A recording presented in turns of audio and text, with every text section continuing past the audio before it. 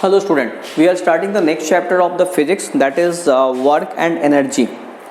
तो work and energy chapter start कर रहे हैं हम, वर्क एंड एनर्जी.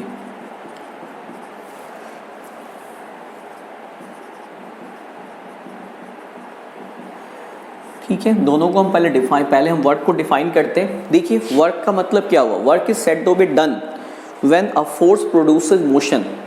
किसी भी ऑब्जेक्ट में अगर हम बोलेंगे कि वर्क हो रहा है कब, जबकि हम किसी ऑब्जेक्ट पे फोर्स लगा रहे हैं और हमारे फोर्स लगाने की वजह से ऑब्जेक्ट की पोजीशन में चेंजेस आ रही है इन the direction of the force. ठीक है, जैसे मान लीजिए यहाँ पे अगर एक ये ऑब्जेक्ट है, हमारे पास एक ये पर्टिकुलर ऑब्जेक्ट है और इस ऑब्जेक्ट पे मैं फोर्स लगा रहा हूँ. ठीक है, दिस इज एन ऑब्जेक्ट और इस ऑब्जेक्ट पे मैंने फोर्स लगाया. मेरे फोर्स लगाने की वजह से ऑब्जेक्ट जो यहाँ पे थी वो यहाँ से यहाँ पे आ गई. दोनों के बीच की डिस्टेंस 5 मीटर, यानी ऑब्जेक्ट में in the direction of force 5 metre की डिस्प्लेसमेंट हो गई. यहाँ ऑब्जेक्ट ने 5 मीटर डिस्टेंस ट्रेवल किया. Then we say work is done. अगर मैं किसी ऑब्जेक्ट पे फोर्स लगा रहा हूँ और ऑब्जेक्ट की पोजीशन में कोई चेंज नहीं आ रही, then work is not done. तो work is said to be done when a force produces motion in an object. उसकी पोजीशन में चेंज लाए, ठीक है, तभी हम बोलेंगे वर्क इज डन. अगर मैं अपनी पूरी ताकत से इस दीवार को मैं पुश कर रहा हूँ, क्या होगा, ये दीवार अपनी जगह से खिसकेगी नहीं, मैं खिसक जाऊँगा शायद, बट दीवार नहीं खिसकेगी. तो ऑब्वियसली इस केसेस में क्या है, इस केसेस में work is not done but force is applied. तो ज़रूरी नहीं है कि जहाँ भी फोर्स अप्लाइड हो वो वर्क डन प्रोड्यूस करे. ठीक है, क्योंकि जितनी मैग्नीट्यूड की, जितनी क्वांटिटी, जितनी मैग्नीट्यूड की फोर्स इस दीवार को पुश करने के लिए चाहिए उतनी मैं फोर्स नहीं लगा पाऊंगा, तो ये दीवार तो नहीं टूटेगी, नहीं पुश होगी. ठीक है, तो इस केसेस में कोई वर्क डन नहीं हुआ. तो हम वर्क की डेफिनेशन क्या देंगे, work is said to be done when a force produces motion. पहली बात तो हम डेफिनेशन ये देंगे वर्क की, work is said to be done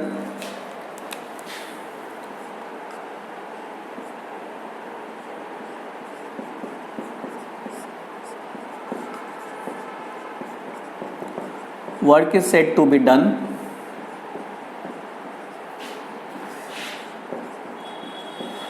when a force produces motion. ठीक है, अब देखिए वर्क की जो मैग्नीट्यूड होती है वो किन किन बातों पर डिपेंड करती है. दैट इज फोर्स अप्लाइड, कितना फोर्स आपने अप्लाई किया, magnitude of the force, and distance through which the body travels in the direction of force. So we can write work done on a body depends on, किन किन चीज़ों पर depend करेगा, magnitude of force and distance. यहाँ displacement भी लिख सकते हैं, कुछ बुक में डिस्प्लेसमेंट लिखा गया है. Distance through which the body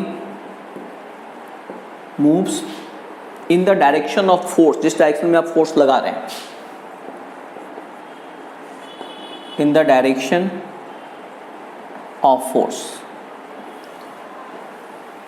force produces motion means stationary object के लिए बात है. अगर मान लो कोई ऑब्जेक्ट ऑलरेडी मोशन में है और मैं उस पर फोर्स लगा रहा हूँ और वो रुक गई, तो भी हम बोलेंगे, उसमें पोजीशन में चेंजेस हुई तो भी हम बोलेंगे वर्क इज डन. तो हमारे पास ये सिचुएशन हुई. अब इसके अकॉर्डिंगली हम मैग्नीट्यूड पे डिपेंड करेगा, मैग्नीट्यूड ऑफ फोर्स पे और distance through which body is move. अब इसके अकॉर्डिंगली हम वर्क डन की डेफिनेशन हम दे सकते हैं. तो क्या लिखेंगे हम वर्क डन की डेफिनेशन इसके अकॉर्डिंगली. वर्क डन क्या किसके इक्वल होगा, वर्क डन देखिए, अब जो वर्क डन इन दो चीज़ों पर डिपेंड कर रहा है, मैग्नीट्यूड ऑफ फोर्स कितना लगा और बॉडी ने कितना डिस्टेंस ट्रेवल किया. तो work done is moving a body is equal to, we can write work done in moving a body is equal to the product of force applied on the body and the distance through which body is moved.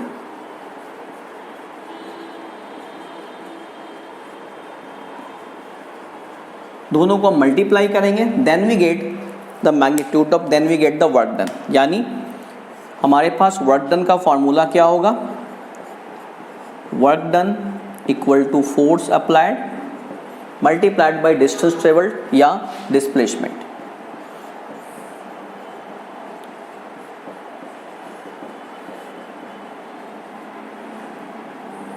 ये हमारे पास work done का formula हो गया। ठीक है, imagine करो आप, जैसे हम एक एग्जांपल लेते हैं, यहाँ पे हमने क्या किया,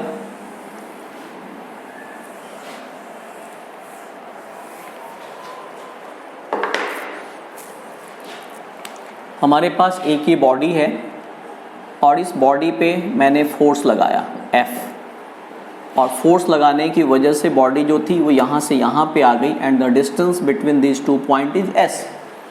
तो क्या बोलोगे आप, तो then work done equal to what, तो उस केसेज में वर्क डन को हम W से लिखते हैं, that is work done equal to F into S।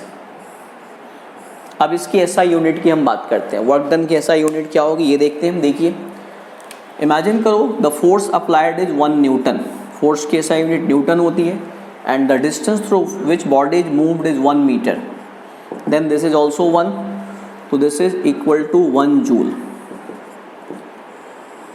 यानी 1 joule is the work which is done when a force of 1 newton applied on a body and produces a motion या body, and when the body travels a distance of 1 meter। तो therefore SI unit of work done is joule। ठीक है, तो जहां भी work done हमें निकालना हो, that is force multiplied by the distance travelled, हमारे पास वर्क डन निकल आएगा। अब देखिए, अब इसी चीज को ध्यान में रखते हुए हम वर्क डन अगेंस्ट ग्रेविटी देखते हैं। Work done against gravity,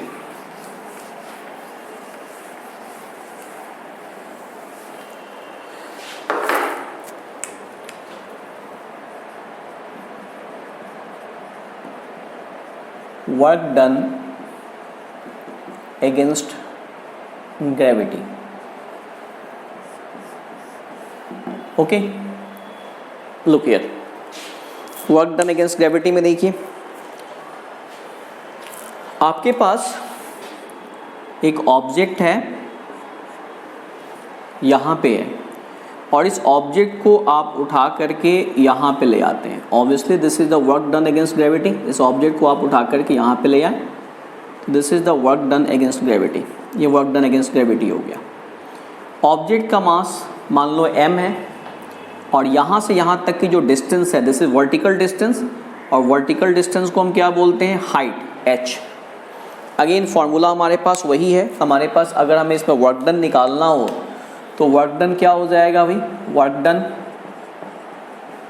this is force into distance travelled. अब देखिए यहाँ पे, अब यहाँ पे फोर्स क्या हो जाएगा, फोर्स इक्वल टू व्हाट, हमारे पास क्या होता था, F equal to ma, according to Newton second law of motion, F equal to ma, that is acceleration. But in case of vertical movement, vertical movement की हम बात कर रहे हैं, यहाँ पे जो वर्क है वो किसके अगेंस्ट में लग रहा है, ग्रेविटेशनल फोर्स के अगेंस्ट में लग रहा है, तो that is acceleration due to gravity. तो यहाँ पे F का मतलब क्या हो जाएगा, दैट इज mg। ठीक है, तो अब यहाँ पे वर्क डन जो है हमारा क्या हो जाएगा, देखिए अब यहाँ पे जो वर्क डन है W इक्वल टू फोर्स क्या हो जाएगा, mg और डिस्टेंस h, यानी work done equal to mgh। This is the work done against gravity. तो वर्क डन का फॉर्मूला हमने डिस्कस किया। अब इसके बेसिस पे हम एक दो न्यूमेरिकल करते हैं, तो छोटे छोटे न्यूमेरिकल्स करते हैं।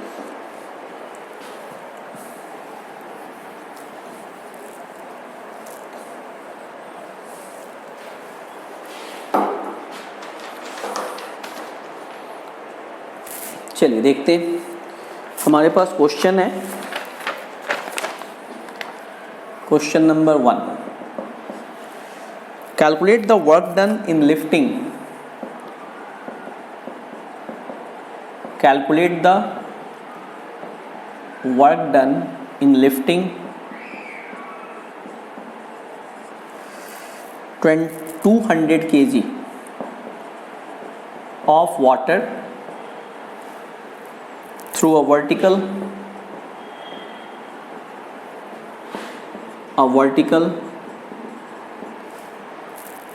height of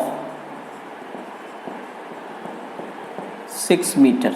आपको जी की वैल्यू गिवन है 10 मीटर पर सेकंड स्क्वायर, नहीं गिवन हो तो आप 9.8 ले लेते हैं, बट आपको जो गिवन है फिर वो लीजिए। अब देखिए यहाँ पे क्या हुआ,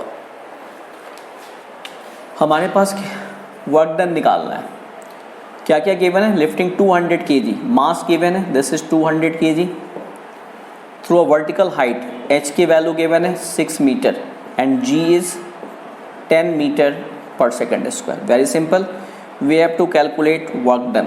तो अभी फार्मूला हमने डिस्कस किया, work done against gravity, this is also work done against gravity. Lifting, हम लिफ्ट कर रहे हैं पानी को, 200 kg वाटर को नीचे से हम ऊपर की तरफ ले जा रहे हैं, तो वर्क डन अगेंस्ट ग्रेविटी है ये। अब इसकी वैल्यू पुटअप कीजिए, मास कितना है 200, this is 10 and this is 6, कितना हो गया ये, नाउ दिस इज 6 2 जा 12, 1 2 3, दिस इज 12,000 जूल्स। आपका वर्क डन कितना आ गया 12,000 जूल, या आप इसको 12 किलो जूल लिख सकते हैं। ओके, वन मोर क्वेश्चन, एक और क्वेश्चन हम देखते हैं।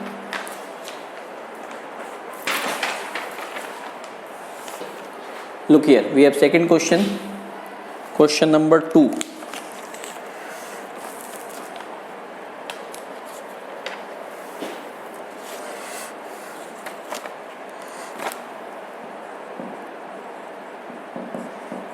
A truck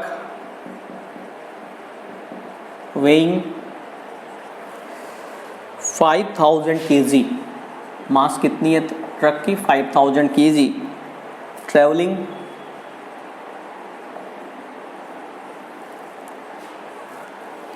at 40 meter per second,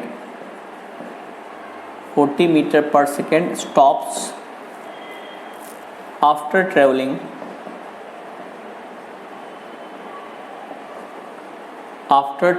a distance of 100 meter,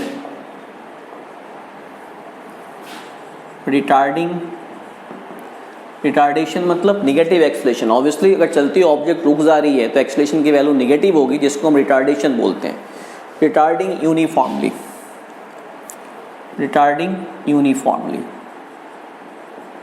okay, uniformly.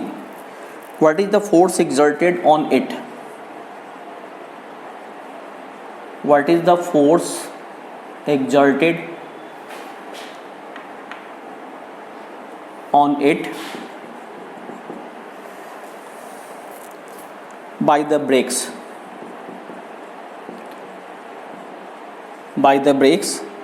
and what is the work done by the force, और उस फोर्स ने कितना वर्क डन किया, कितना वर्क डन क्रिएट किया। what is the work done by the force। अब इतनी चीज़ें हमें फाइंड आउट करनी है। अब देखिए कैसे करेंगे। हमारे पास सबसे पहले जो इन्फॉर्मेशन गिवन है, आप उस इन्फॉर्मेशन को लिखिए। आपके पास मास गिवन है, मास गिवन है दैट इज 5,000 kg, ओके। फिर you have given you, initial velocity, this is 40 metre per second. Now stops, रुक जा रही है, चलती हुई ऑब्जेक्ट रुक जाती है तो फाइनल वेलोसिटी कितनी हो जाएगी, final velocity v equal to 0। But रुकने से पहले ये क्या कर रही है, 100 मीटर का डिस्टेंस ट्रेवल कर रही है, एकदम से नहीं रुकेगी, 100 मीटर का डिस्टेंस ट्रेवल कर रही है। Retardation, what is the force exerted on it by the brakes, we have to calculate F। And then we have to calculate work done. Obviously work done, अगर केवल वर्क डन भी होता तो भी आपको फोर्स तो निकालना ही पड़ता, because work done equal to F into S. तो हम देखते हैं। अब देखिए, आपको फोर्स निकालने के लिए फोर्स का फॉर्मूला क्या होता है, F equal to M A. हमारे पास मास तो गिवन है 5000 kg, लेकिन एक्सेलरेशन हमें नहीं पता। तो फर्स्ट ऑफ ऑल हम इक्वेशंस ऑफ मोशंस को यूज़ करके हम एक्सेलरेशन निकालेंगे। देखिए मैं इसको यहाँ पे सॉल्व कर रहा हूँ।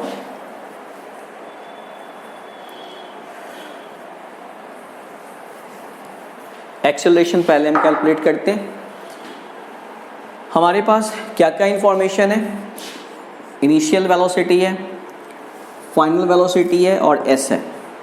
v equal to U plus A T से नहीं निकलेगा एक्सेलरेशन, क्योंकि टाइम आपको नहीं पता। s equal to U T plus half A T square से भी नहीं निकलेगा, क्योंकि आपको टाइम आपको नहीं पता। किससे निकलेगा, V square equal to U square plus 2as से। तो from V square equal to U square plus 2as, देखिए वैल्यू पुटअप कीजिए। v की वैल्यू 0 हो गई, u कितना है, u है आपको 40 square 2 into A into S, distance travelled is 100 metre. Okay, 0 equal to ये कितना हो जाएगा 1600 प्लस 200 इंटू ए। चलिए मैं इस 200 को इधर लेके आता हूँ, तो this come minus 200 into A equal to 16000 और a इक्वल टू 16000 अपॉन 200। ठीक है, तो कितना हो गया ये, एक मिनट हम इसको एक बार ज़रा चेक कर लें। ठीक है, this is 1600 not 16000, this is 1600 okay. तो ये क्या हो गया 1600 अपॉन माइनस 200, ये कितना हो गया -8 metre per second square. Now this is acceleration, ये आपका एक्सेलरेशन हो गया। अब देखिए, अब आपका ये एक्सेलरेशन हो गया। Now we can, negative acceleration का मतलब ऑब्वियसली फाइनल वेलोसिटी कम है। अब आप फोर्स निकाल सकते हैं। Now the force is M A और मास कितना है आपका 5000 और ए कितना हो गया -8, that is 40,000 newton. -40,000, minus sign का मतलब यहाँ पे ये हुआ कि अपोजिट डायरेक्शन में फोर्स लग रही है, मतलब ऑब्जेक्ट जो है वो इधर की तरफ ट्रेवल कर रही है और फोर्स इसका अपोजिट डायरेक्शन में लग रही है, तो दैट इज नेगेटिव फोर्स। ठीक है, अब ये हो गया। अब आपको क्या फाइंड आउट करना है, now work done by the force. अब देखिए work done by the force आप फिर कैसे कैलकुलेट करेंगे, work done by the force F into S. अब देखिए यहाँ पे फोर्स आपने निकाला -40,000 और डिस्टेंस ट्रेवल्ड कितना है 100, तो वर्क डन कितना हो गया 2 3 4 5 6 7, कितना हो गया जूल। आप इसको लिख सकते हैं, दिस इज, आप इसमें से 3 जीरो कैंसिल कर दीजिए, 40,000 kilo joule. This is the right answer. Minus का मतलब वही कि वर्क क्या हो रहा है, नेगेटिव डायरेक्शन में किया जा रहा है। Okay, just a minute, 40,000 1 less 0। Okay, तो ये हो जाएगा आपका -4,000 joule work done. Again negative sign का मतलब ये है कि अपोजिट डायरेक्शन में वर्क डन किया जा रहा है। तो इस तरह के सिंपल क्वेश्चन इस पे आते हैं। हमने आज वर्क डन का इंट्रोडक्शन देखा कि वर्क डन का मतलब क्या होता है, वर्क डन अगेंस्ट ग्रेविटी क्या होती है। तो नेक्स्ट लेक्चर में इसके आगे के टॉपिक हम डिस्कस करेंगे। Thank you.